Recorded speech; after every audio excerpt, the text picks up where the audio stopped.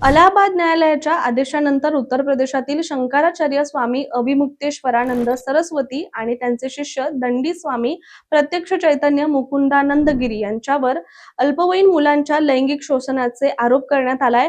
या प्रकरणामध्ये या दोघांवर पॉक्सो कायद्यानुसार गुन्हा नोंदवण्याचे आदेश न्यायालयाकडून देण्यात आले होते आणि त्यानंतर प्रयागराजमधील जुन्सी पोलीस ठाण्यामध्ये गुन्हा दाखल करण्यात आलाय। ही तक्रार शांकुभरी पीठाधीश्वर आशुतोष ब्रह्मचारी महाराज यांनी केली आहे। गुन्हा दाखल झाल्यानंतर स्वामी अभिमुक्तेश्वरानंद यांनी आपल्यावरचे सर्व आरोप हे फेटाळून लावलेत आणि प्रतिक्रिया दिली आहे की आपल्यावर आरोप होऊ शकतात याची कल्पना होती, पण इतक्या गंभीर स्वरूपाचे आरोप केले जातील असं वाटलं नव्हतं। शिवाय पुढे ते असंही म्हणाले की मुख्यमंत्र्यांच्या पोलिसांची कामं करण्याची पद्धत सर्वांनाच माहिती आहे, अटक करायची असल्यास करा, आम्ही प्रश्नांना उत्तर देण्यासाठी तयार आहोत असं सुद्धा त्यांनी स्पष्ट केलंय।